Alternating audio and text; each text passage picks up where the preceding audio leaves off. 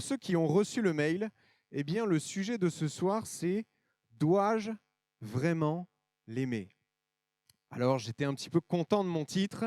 Je me dis, bon, ils vont peut-être se poser des questions, ils vont dire, mais de qui est-ce qu'on doit parler, ou etc. Eh bien, pour avoir la réponse, eh bien, je vais vous demander d'ouvrir vos Bibles, si vous l'avez, soit par application, soit par papier, dans le livre, l'Évangile de Matthieu, au chapitre 5. Matthieu 5, 43 à 45. Matthieu chapitre 5, 43 à 45. Est-ce que vous l'avez? C'est bon? Oui? Vous avez appris qu'il a été dit, « Tu aimeras ton prochain et tu haïras ton ennemi. Mais moi je vous dis, aimez vos ennemis, bénissez ceux qui vous maudissent, faites du bien à ceux qui vous haïssent et priez pour ceux qui vous maltraitent et qui vous persécutent, afin que vous soyez fils de votre Père qui est dans les cieux, car il fait lever son soleil sur les méchants et sur les bons, et il fait pleuvoir sur les justes et les injustes. » Ok, je me dis peut-être que dans cette salle, il y en a qui sont déçus. Ils disent, je pensais qu'il allait nous parler relation homme-femme, de l'amour, de tout cela. Et finalement, je vous lis un texte sur aimer son ennemi. Aimer son ennemi, bénir son ennemi, prier pour lui.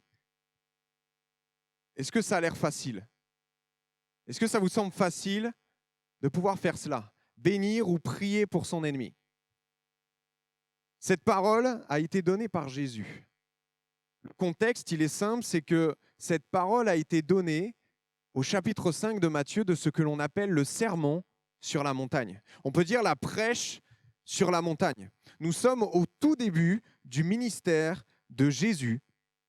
Il vient juste de choisir ses disciples et il les emmène faire une sorte de stage de rattrapage. Un petit peu quand tu perds les points sur ton permis, eh bien Jésus va ramener tous ses disciples et va leur faire un stage de rattrapage afin qu'ils puissent récupérer des points spirituels.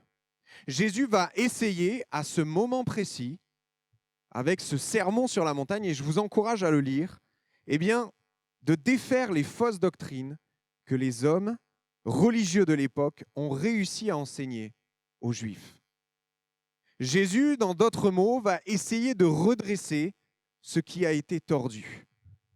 Jésus, qui est Dieu, et Dieu, dans l'Ancien Testament, avait donné des lois, des choses à faire et des choses à ne pas faire. Et ce qui s'est passé au fur et à mesure des années, eh bien, c'est qu'un parti religieux, des hommes religieux qui avaient du pouvoir, ont décidé de paraphraser, de modifier, de transformer cette loi. Encore aujourd'hui, dans la religion juive, eh bien, vous pouvez vous procurer ce que l'on appelle le Talmud. Est-ce que quelqu'un sait ce que c'est le Talmud? Oui, 2 personnes. Eh bien, le Talmud, c'est en fait des écrits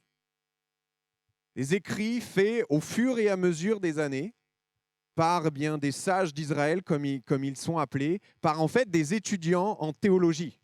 Soit des étudiants, soit des sages, soit tout ce que vous voulez, des hommes qui ont étudié la Torah, qui ont étudié l'Ancien Testament. Et dans ce Talmud ou dans bien d'autres choses, eh bien, vous avez toute une sorte de liste de commandements tirés des enseignements de Dieu que l'on trouve dans le Deutéronome.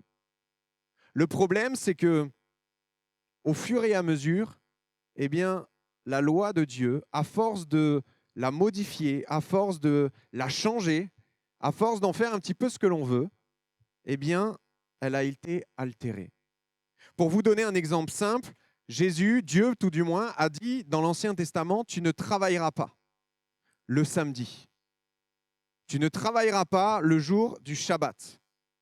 Et puis, les hommes religieux ont sorti une loi disant eh bien, que l'on n'avait même pas le droit de récupérer les œufs pondus par les poules le jour du Shabbat. Parce que c'est comme si la poule avait travaillé. Vous voyez, on va loin, quoi. On va beaucoup trop loin. Le but, avec le Shabbat, c'était de se reposer. Dieu a dit, le samedi, tu ne travailleras pas, tu te reposeras. Et à ce moment-là, des hommes ont sorti des lois qu'ils ont imposées aux Juifs en disant « Tu ne dois pas appuyer encore aujourd'hui sur le bouton d'un ascenseur le samedi. Tu n'as pas le droit d'appuyer sur le bouton de l'ascenseur parce que c'est comme si tu ne te reposais pas. » Vous voyez, ça part très très loin. Encore aujourd'hui, il est interdit à un Juif pratiquant de ramasser un cadre qui est tombé du mur parce que c'est considéré comme un manque de repos. Cette lourdeur religieuse pesait énormément sur le peuple juif, à tel point que Jésus se confronta bien souvent aux hommes religieux. Dans Matthieu au chapitre 23 et au verset 4, il est dit « Il lit des fardeaux pesants », il est parlé des pharisiens, des sadducéens, des hommes religieux, en disant « Il lit des fardeaux pesants et les met sur les épaules des hommes, mais ils ne veulent pas les remuer du doigt. » C'est-à-dire que ces hommes étaient capables de dire tu dois faire ceci, tu ne dois pas faire cela, mais eux-mêmes, ils n'étaient pas capables de respecter leurs propres commandements. Je ne sais pas si tu as remarqué, mais dans le texte que je t'ai lu, dans Matthieu au chapitre 5, le texte commence par « Vous avez appris qu'il a été dit ». Vous avez appris qu'il a été dit. Par cette expression, Jésus souligne que cette parole n'est pas une parole de la Bible, n'est pas une parole de la Torah, mais une parole des hommes. À chaque fois que Jésus va citer une parole de la Bible, il va dire « il est écrit ». Est-ce que ça dit quelque chose à quelqu'un? À chaque fois, Dieu va parler, Jésus va parler, il va dire « il est écrit », il est écrit. Mais à ce moment précis, il va dire « vous avez entendu qu'il a été dit ». Par cette expression, Jésus ne reconnaît en rien ces paroles des hommes religieux comme une parole biblique. Cela nous rappelle que nous devons être, nous aussi, aujourd'hui, vigilants. Nous donnons souvent des paroles venant de Dieu, que ce soit moi, à ce moment-là, par la prédication, peut-être vous, un copain, à une copine, à quelqu'un de votre famille, peu importe à qui, quelqu'un de votre fac ou quoi que ce soit. Et nous devons être vigilants lorsque nous donnons une parole qui vient de Dieu. Nous ne devons pas la déformer, la remanier à notre avantage. Ce que Dieu a dit, il l'a dit. Et nous ne pouvons pas modifier cela. La parole de Dieu ne se transforme pas. La parole de Dieu est éternelle. Et la parole de Dieu doit être soit acceptée, soit refusée, mais à aucun moment modifiée. Il faut être vigilant sur la fiabilité de notre interprétation de la Bible. Tu as certainement des certitudes sur la Bible ce matin qui sont fausses, ce soir, qui sont fausses. J'en ai aussi certainement qui sont fausses. Parce que tu es humain, je suis humain, et nous ne connaissons pas la pensée de Dieu à 100%. Nous ne connaissons pas forcément bien le contexte de la parole qui a été donnée. Il y a des paroles dans la Bible qui ont été données il y a plus de 5000 ans. Un contexte différent, des hommes différents, une société différente, des mœurs différents. Tout est différent. Alors lorsque nous étudions ou que nous cherchons à comprendre la Bible, eh bien nous devons être humbles parce que nous pouvons nous tromper. Nous tromper, eh bien en cela il n'y a rien de grave. Mais commencer à enseigner une erreur au nom de Dieu, eh bien là c'est plus grave. C'est ce qu'ont fait les hommes religieux au temps de Jésus. Alors dans ce texte, le terme ennemi est très fort. Peut-être que ce soir tu es là et tu dis mais moi j'ai pas d'ennemi, je suis pas en guerre, je suis plutôt tranquille dans mon coin, je ne cherche pas d'ennui, j'ai pas d'ennemi. Eh bien j'aimerais te dire que ce mot ennemi peut être changé. Alors je viens de dire avant on ne change pas, mais là on change, d'accord? Peut être changé simplement par le mot peut-être concurrent. Peut-être que tu as des concurrents. Peut-être dans le travail, dans les études. Je ne parle pas d'une concurrence saine, par exemple, comme dans le sport, mais je parle d'une concurrence qui va t'amener peut-être à ne pas aimer ou à détester la personne parce qu'elle est plus forte ou peut-être parce qu'elle essaye absolument de te tacler pour essayer de te passer devant. Peut-être que tu peux changer le mot ennemi par des abuseurs, des gens qui sont des menteurs, des voleurs. Peut-être ces personnes où tu te dis, mais lui, il se croit vraiment tout permis. J'ai du mal à l'apprécier. Des gens qui n'ont peut-être pas tenu leur engagement envers toi. Des gens que tu as aidés et qui au final t'ont trahi. Des gens que tu as aidés et qui au final ont parlé mal de toi dans ton dos. Des gens qui, tu sais, ces gens qui font des réflexions à longueur de temps. Et tu en as marre. Des gens qui ont peut-être même été racistes envers toi. Que ce soit par ta couleur de peau, que ce soit par ton sexe, que ce soit par tes croyances, peu importe. Des gens, peut-être, que tu n'aimes pas, mais tu ne sais même pas pourquoi. Je ne sais pas si ça vous est déjà arrivé. Il y a des gens, des fois, on a du mal à les supporter, mais quand on nous demande pourquoi, on ne sait pas pourquoi. Un instinct, quelque chose. Eh bien, j'aimerais te dire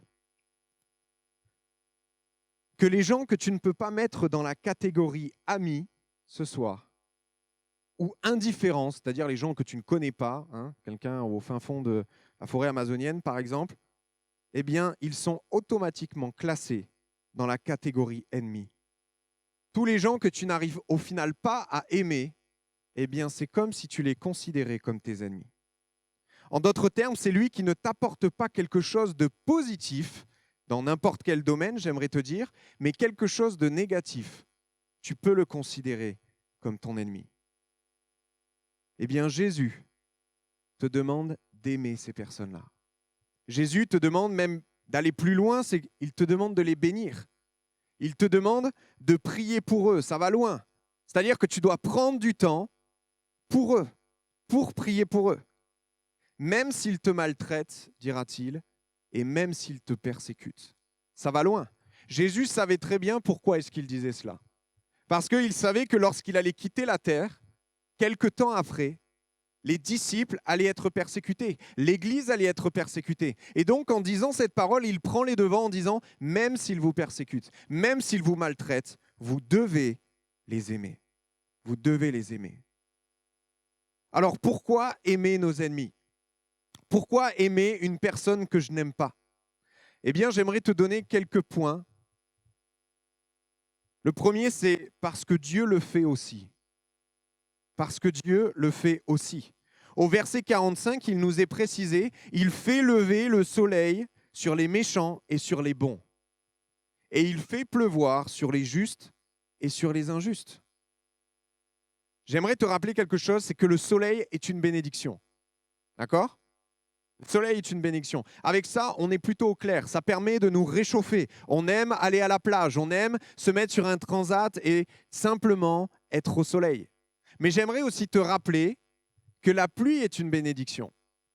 La pluie est une bénédiction. Alors peut-être que pour toi et moi, c'est sûr en tout cas, ça n'en est pas une. Parce que je ne suis pas agriculteur, parce que j'habite dans une grande ville et que lorsqu'il pleut, ça me dérange parce que je ne peux pas sortir. Mais en réalité, la pluie est une bénédiction. Parce que si notre monde est comme cela, c'est parce qu'il pleut. Si le monde est vert, c'est parce qu'il pleut. Si le monde est fertile, c'est parce qu'il pleut. Demandez à un agriculteur s'il trouve que la pluie est une bénédiction, il vous répondra que oui. Alors, nous, les petits citadins, on n'aime pas forcément la pluie. Ok. Ou tout du moins, même si on ne l'aime, si ça va, on a un bon rapport avec elle, on ne la considère peut-être pas comme une bénédiction, mais c'est une bénédiction. Le soleil et la pluie sont une bénédiction et Dieu donne tant le soleil que la pluie aux bons et aux mauvais. Il donne le soleil et la pluie, c'est-à-dire qu'il bénit le juste et l'injuste, nous dit la parole de Dieu. Dans Romains au chapitre 5 et au verset 10, tu te dis peut-être que Dieu n'a pas d'ennemis. Dieu aime tout le monde parce que Dieu est amour. Mais pourtant, il est dit dans Romains chapitre 5, « Car si, lorsque nous étions ennemis, nous avons été réconciliés avec Dieu par la mort de son Fils, à plus forte raison, étant réconciliés, serons-nous sauvés par sa vie. » Par ce passage, nous voyons que toutes les personnes qui sont loin de Dieu sont ennemies de Dieu, mais que Dieu les aime quand même. C'est différent. Dieu met en pratique ce que lui nous commande de faire. Dieu a des ennemis, ou tout du moins, les hommes qui ne veulent pas Dieu sont les ennemis de Dieu parce qu'ils le rejettent. Mais Dieu les aime quand même. Dieu apporte quand même sur eux leur bénédiction. Dieu, malgré sa haine du péché et malgré la colère que l'homme pécheur peut lui inspirer, choisit de bénir le juste et l'injuste. Le juste et l'injuste. Il choisit de bénir l'ami et l'ennemi de la même manière.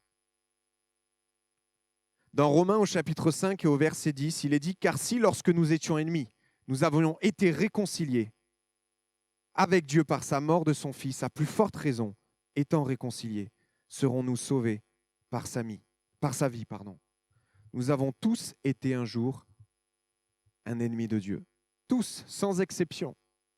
Tu es peut-être aujourd'hui appelé ami de Dieu, mais un jour tu as été ennemi de Dieu. Et pourtant, Dieu a choisi de sacrifier son Fils pour toi. Il a choisi de donner ce qu'il avait de meilleur pour toi alors que tu étais encore son ennemi. Il a choisi de te bénir au-delà de toute chose alors que tu étais son ennemi. Dieu aime ses ennemis. Il bénit ses ennemis. Alors rien que pour cela, nous devons le faire, nous aussi. Nous devons le faire parce que le deuxième point, c'est que nous devons d'être semblables à Dieu. Au verset 44, il est dit « Afin que vous soyez fils de votre Père qui est dans les cieux. » Afin que vous soyez fils de votre Père qui est dans les cieux. Dans la traduction Colombe, 1978, il est dit « Alors, vous serez fils de votre Père qui est dans les cieux, si vous aimez vos ennemis. » Tu comprends cette phrase-là?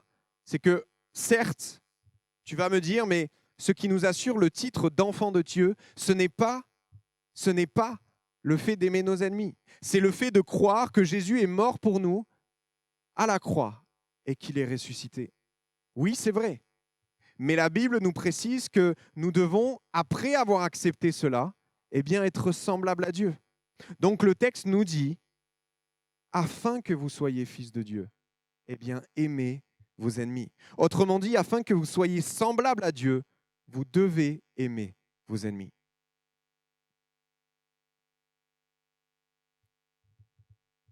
Matthieu au chapitre 5 et au verset 48 nous dit « Soyez donc parfaits comme votre Père céleste est parfait. » J'aimerais te dire qu'on ne sera jamais parfait.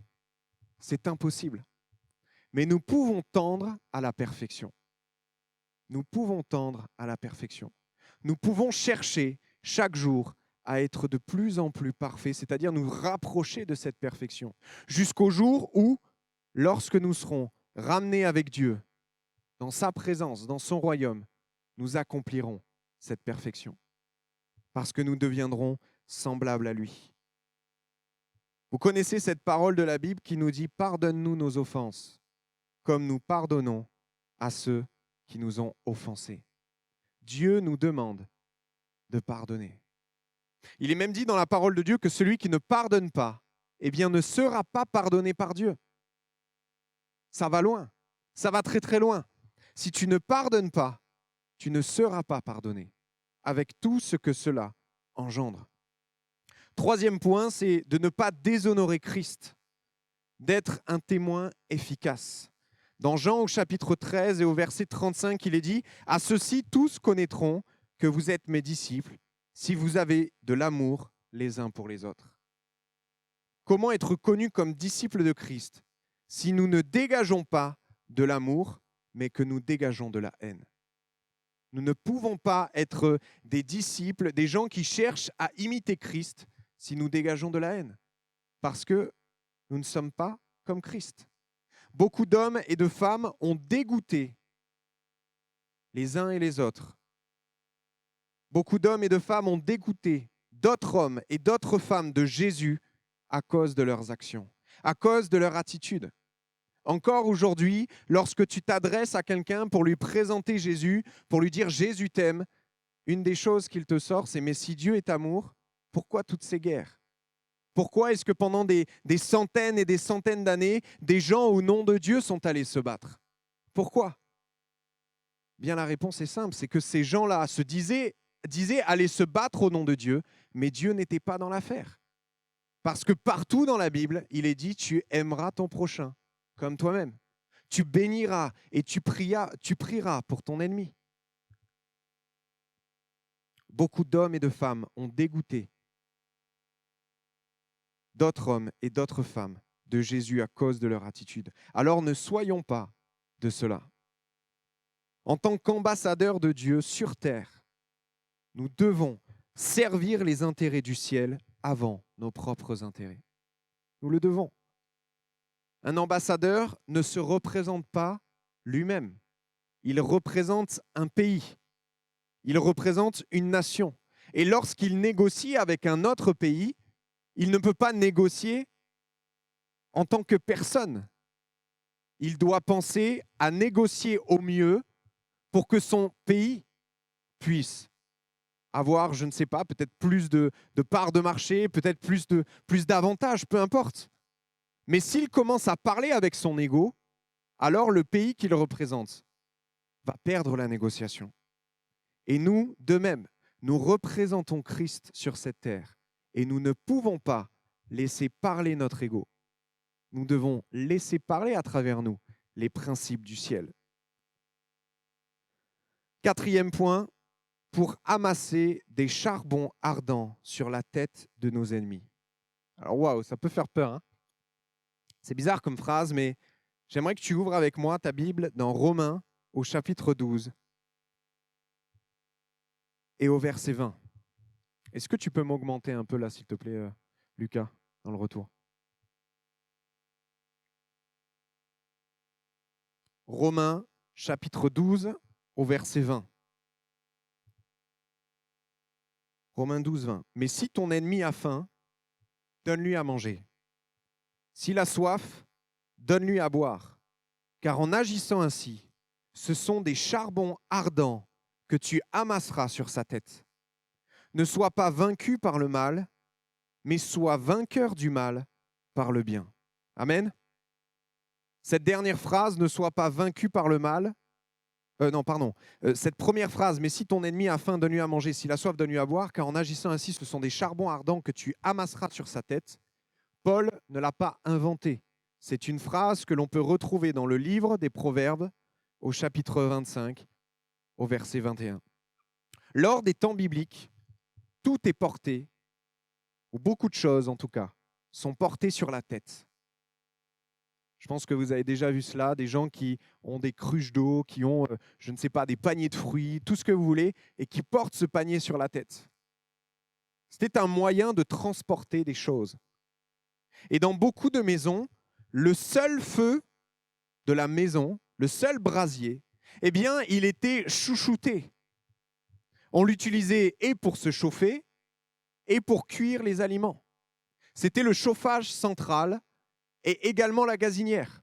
Le feu servait absolument à tout. Alors on devait le garder précieusement. Qui regarde Koh-Lanta là? Levez la main. Qui utilise son temps très très mal comme moi? Je le regarde aussi.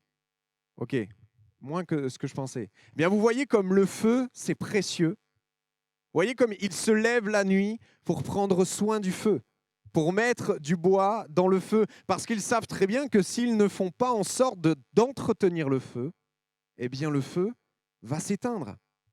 Et on voit comme ils galèrent chaque année pour le rallumer. Allumer un feu, aujourd'hui, c'est facile. On craque une allumette, et encore dans Koh-Lanta, quand ils ont 2 allumettes, ils galèrent un peu, mais on craque une allumette, on arrive à faire du feu. On a aujourd'hui des cubes allume-feu. On peut verser de l'alcool, alors pas quand le feu est allumé, hein, d'accord, on en verse avant, et on fait en sorte de ne pas mettre sa main dans le feu pour mettre l'allumette dans l'alcool, parce que sinon ça va être compliqué. Je vous parle par expérience. Une fois, j'ai fait, d'ailleurs, vous vous en êtes pas rendu compte ou vous me l'avez pas dit, mais il y a 1 an, je me suis brûlé tous les sourcils. Alors, j'ai pas des sourcils très, très marqués, parce que je suis blond et ils sont assez clairs. Donc, je pense que c'est un peu inaperçu. Mais j'avais le sourcil droit complètement brûlé. Parce que j'ai voulu faire des bananes flambées. Et j'ai mis une tonne de whisky. Mais moi, je ne pensais pas qu'il fallait mettre juste une cuillère. Donc, j'ai mis un verre entier de whisky dans la casserole. J'ai allumé. Et puis, je peux te dire que le feu m'est venu dans le visage. J'avais les cheveux cramés. J'avais les sourcils cramés. J'avais tout cramé. Donc, aujourd'hui, c'est facile d'allumer un feu. Mais à l'époque, c'est compliqué. C'est long. Donc, on veille à garder le feu allumé. Mais si, par malheur, il s'éteint, eh bien, la coutume, ou tout du moins ce qui était fait, c'est qu'au lieu de galérer à le rallumer seul, on allait chez le voisin, chez la voisine, et on lui demandait de nous donner des charbons ardents, du bois incandescent. On mettait cela dans une cruche et puis on le portait sur la tête jusqu'à sa maison. Accepter de donner une partie de son charbon de bois était vu comme un grand signe d'amitié parce que c'était précieux. La citation signifierait donc que donner tout ce dont l'ennemi a besoin, riposter par l'amour à ces témoignages de haine pour être vainqueur du mal et du bien. Alors que tu vas manifester de la bienveillance envers celui qui te déteste peut-être, tu vas ainsi l'humilier et lui faire ressentir de la culpabilité, ce qui l'emmènera tôt ou tard à la repentance. Le but n'est pas de l'humilier publiquement, comprenez-moi bien, mais au fond de lui, si tu n'arrêtes pas de témoigner envers lui des actes de bienveillance, il a beau ne pas t'aimer, un jour ou l'autre, son attitude va changer. Parce que lorsque tu donnes de l'amour à une personne, à un être humain, il a beau résister, un jour ou l'autre, il te donnera toi aussi de l'amour. La meilleure façon de se débarrasser d'un ennemi, c'est de s'en faire un ami et pas de le tuer. C'est de s'en faire un ami. Certains voient dans ce passage un moyen de faire souffrir son ennemi ou d'accentuer la punition divine sur sa vie. C'est-à-dire que je vais être gentil avec lui et ça va permettre, vu l'image du charbon ardent sur sa tête, ça va le brûler, ça va lui faire mal. Et quelque part, ceux qui pensent la Bible comme cela, pensent à travers la vengeance. D'autres se disent qu'ils ne vont pas se venger tout de suite, mais qu'en étant gentil avec la personne qui est méchante, eh bien, c'est comme si on allait augmenter la punition de Dieu sur sa vie lorsque les temps de la fin arriveront. Ce n'est pas comme cela que la Bible le voit. Dans la littérature égyptienne et dans les proverbes, je vous rappelle que Salomon, déjà que Israël n'est pas loin de l'Égypte, et que Salomon avait de nombreuses femmes, dont des femmes de tous les pays. Dans la littérature égyptienne et dans les proverbes, les charbons de feu sont symboles du changement d'attitude et non de la souffrance. Lorsque tu vas bénir ou prier pour quelqu'un, eh bien son attitude envers toi va changer. Peut-être que tu ne vas pas voir les fruits immédiatement, mais son attitude va changer, tôt ou tard. Tout ce dont nous venons de parler nous emmène à une conclusion, que la vengeance n'est pas acceptable dans la vie d'un chrétien. Alors on peut la justifier de maintes et maintes manières, parce que la vengeance, c'est humain. Mais dans Romains, au chapitre 12 et au verset 17, il est dit « Ne rendez à personne le mal pour le mal. Quelque part, ne vous vengez pas. Cherchez ce qui est bien devant tous les hommes, s'il est possible, autant que cela dépende de vous. Soyez en paix avec tous les hommes. » Dieu, à travers Paul, est conscient en disant cette phrase que peut-être on n'arrivera pas à être en paix avec tous, mais que nous devons faire notre maximum pour l'être. Tu ne peux pas forcer quelqu'un à t'aimer. Mais par contre, toi, tu peux l'aimer. La vengeance, c'est faire ressentir à l'autre la peine ou la douleur que nous avons nous-mêmes ressentie suite à sa mauvaise action. C'est ça, en fait. On espère désespérément lui faire comprendre combien il nous a fait souffrir. La vengeance consiste à cela. Et c'est dur de ne pas vouloir se venger. Car souvent, nous pouvons ressentir un sentiment d'injustice. Si la personne n'a pas souffert comme moi, eh bien, la justice n'est pas présente. La vérité, c'est que la vengeance favorise l'escalade de la violence. Parce que toi, tu vas te venger, mais lui va vouloir se venger. Et ainsi jusqu'à l'éternité. Vous allez vous voir vous venger l'un et l'autre. Et donc, l'escalade de la violence va venir. La violence et la vengeance ne contentent jamais personne. Après s'être vengé, la douleur et la peine ne disparaissent pas. Seul notre ego est contenté. C'est la seule chose qui est contentée. Ah, j'ai réussi. Je lui ai fait mal, j'ai réussi. Mais toi, tu as toujours mal. Toi, tu es toujours mal. Au verset 19, « Ne vous vengez pas vous-même, bien-aimés, mais laissez agir la colère, car il est écrit, à moi la vengeance, C'est Dieu qui parle. C'est moi qui rétribuerai, dit le Seigneur. J'aimerais vous dire que, comme la Bible le dit, la vengeance est réservée à Dieu. Non pas que nous devons prier pour que Dieu punisse toutes les personnes qui nous ont fait du mal. Non, nous devons prier pour que Dieu se révèle à eux. Mais ce qui est sûr, c'est qu'un jour, au temps de la fin, quand aucun homme ne pourra encore se repentir, eh bien chacun sera jugé selon ses œuvres. La personne qui t'a fait du mal sera jugée pour t'avoir fait du mal. Mais toi, tu seras jugé aussi si tu ne l'as pas aimé.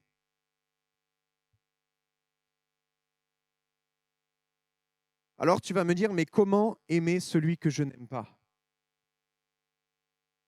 Aimer ceux qui nous aiment ne demande aucun effort, ou presque pas. Bon, parfois, comme je vous ai dit tout à l'heure, il y a quelqu'un qui nous aime, mais nous, on n'arrive pas à l'aimer, pour X ou Y raison.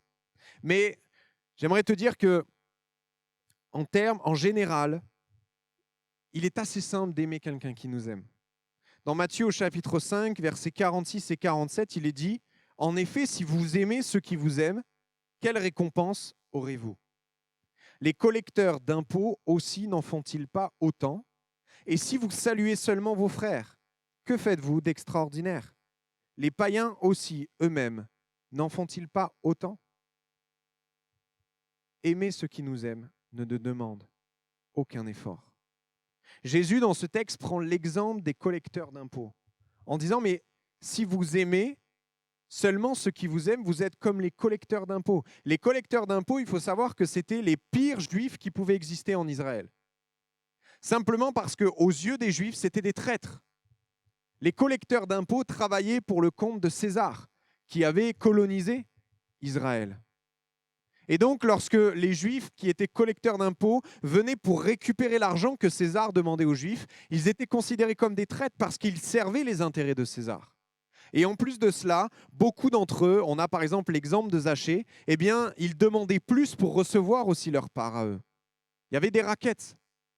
Donc, les collecteurs d'impôts, eh bien, étaient considérés comme des traîtres et comme les pires Juifs qui existaient au temps de Jésus. Et donc, Jésus va dire, bien, si vous aimez seulement ceux qui vous aiment, vous n'êtes pas différent d'eux, vous n'êtes pas meilleur qu'eux. Les païens aussi font cela. C'est-à-dire que les hommes et les femmes qui ne me connaissent pas font aussi cela. Mais moi, je vous demande d'aimer vos ennemis. Alors, peut-on aimer sur commande quelqu'un qui veut nous faire du mal? Est-ce qu'on peut vraiment aimer quelqu'un qui veut nous faire du mal? Telle est la question. Est-ce que c'est possible? On pourrait se dire, mais moi, lorsqu'il y a quelqu'un que je n'aime pas, j'ai beau me forcer, intellectuellement parlant, j'ai beau essayer de me raisonner, je n'arrive pas à l'aimer. J'arrive peut-être à le supporter un temps, mais je n'arrive pas à l'aimer. Et je pense que nous sommes tous comme cela. Tous. La difficulté, j'aimerais te dire, provient des associations sentimentales que le mot amour a pour beaucoup d'entre nous. Lorsqu'on parle d'aimer quelqu'un, on pense immédiatement aux sentiments, n'est-ce pas? Si on dit « je t'aime », on va penser aux sentiments. J'éprouve de la sympathie, j'éprouve de l'amour pour toi, j'éprouve des sentiments agréables à ton égard. Mais la Bible, ou tout du moins l'amour dont la Bible nous parle, est un amour pratique. Un amour pratique. Il y a plus d'exemples d'amour pratique dans la Bible que d'amour, on va dire, psychique. L'amour des sentiments. Dans Jean, au chapitre 3 et au verset 18, il est dit « N'aimons pas en parole ou avec la langue, mais aimons en acte et en vérité. » La Bible nous encourage toujours à aimer en acte. Dire « je t'aime » ou dire « je l'aime », c'est facile. Mais prouver que l'on aime avec des actes, c'est plus difficile. Parce que cela va demander des efforts. Dire un mot « je t'aime », c'est facile. Ça ne demande aucun effort, ou presque pas. Mais essayer de se démener pour prouver que l'on aime, c'est plus dur. Et c'est ce que Jésus a fait, lui. Il ne s'est pas contenté de dire qu'il aimait les hommes. Si Jésus s'était contenté de dire qu'il nous aimait, eh bien nous en serons au même point. Il ne serait pas venu il ne serait pas mort sur la croix. Il nous aurait regardé du ciel et dire « Ah, qu'est-ce que je les aime !» Bonne chance. Voyez ? Il se serait contenté de faire cela. Mais Jésus n'aime pas seulement en parole, Jésus aime en acte. Et je pense que lorsqu'il nous dit que nous devons aimer notre ennemi, lorsqu'il nous dit que, eh bien, nous devons prier pour lui, nous devons le bénir, il parle en acte avant de parler en pensée. Tu peux ne pas réussir à aimer quelqu'un, mais tu peux avoir des actes d'amour envers lui. Tu peux très bien ne pas aimer une personne, mais lorsqu'elle vient te demander de l'aide, l'aider quand même. Tu vois ce que je veux dire ? Tu peux avoir des sentiments qui sont différents de tes actes.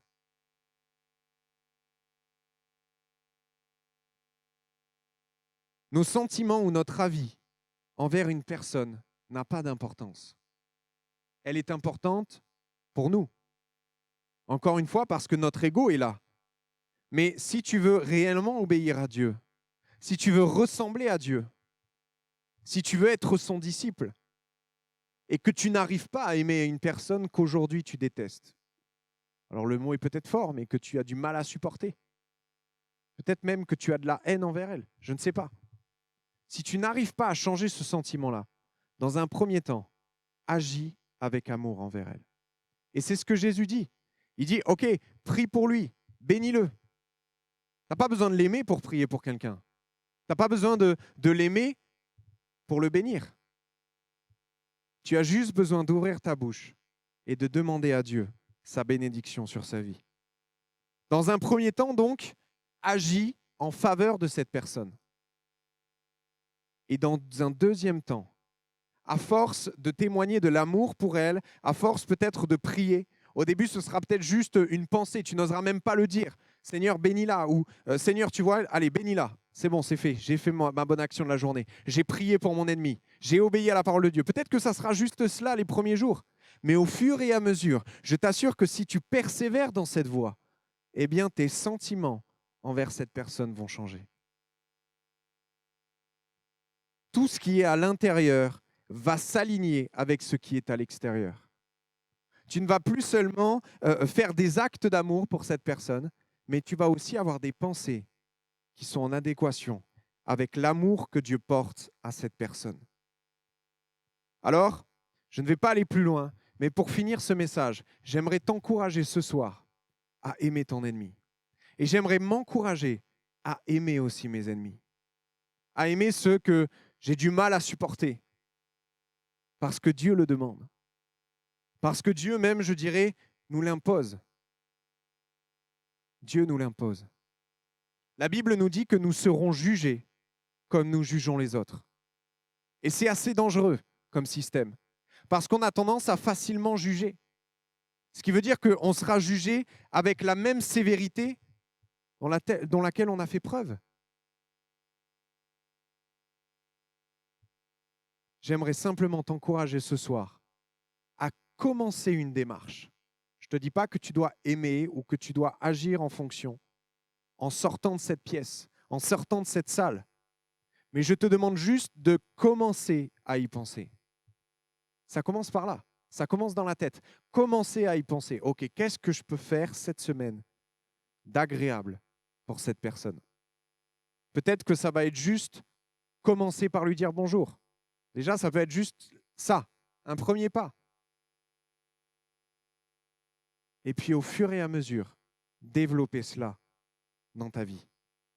Alors, j'aimerais qu'ensemble, on puisse baisser les têtes. Et puis, peut-être que pendant ce temps-là, eh bien, que tu puisses simplement te remettre en question.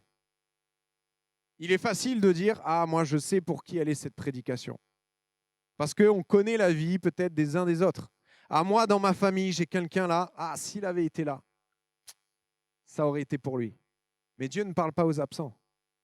Dieu parle au présent. Alors, remets-toi en question. Peut-être que, comme je l'ai dit au début, ce n'est pas une haine, ce n'est pas détester quelqu'un, mais c'est juste peut-être ne pas supporter ou être agacé par une personne sans cesse. Eh bien, cherche au fond de toi. Je pense que chacun d'entre nous, on a eu ce genre de sentiment un jour ou l'autre. Chacun. À part si tu vis dans un monde de bisounours, je pense que tu as ressenti cela aussi. Alors simplement, demande à Dieu son aide. Maintenant, prie pour toi-même. J'aimerais t'encourager maintenant, prie pour toi-même. Ok ? Tu n'es pas obligé de matérialiser les mots, de parler fort ou quoi que ce soit, mais tu peux simplement, au fond de ton cœur, maintenant dire « Seigneur, je veux que tu m'aides. Je veux le faire, je n'y arrive pas, mais avec toi, à mes côtés, je vais y arriver. Seigneur Jésus, mets maintenant tes sentiments dans mon cœur. Mets ton amour dans mon cœur, que je puisse aimer, Seigneur Jésus, comme toi tu aimes. Que je puisse aimer comme tu m'as aimé. Que je puisse agir comme tu as agi envers moi, Seigneur Jésus.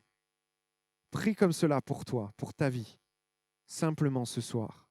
Et engage-toi avec Dieu, devant Dieu. C'est seulement toi et Dieu ce soir à prendre, ou tout du moins à faire ce qui est nécessaire pour aimer la personne que tu n'aimes pas. Comme la Bible nous dit, tant que cela dépende de vous. Autrement dit, tant que tu peux faire quelque chose qui améliore la situation, eh bien fais-la. Fais-la.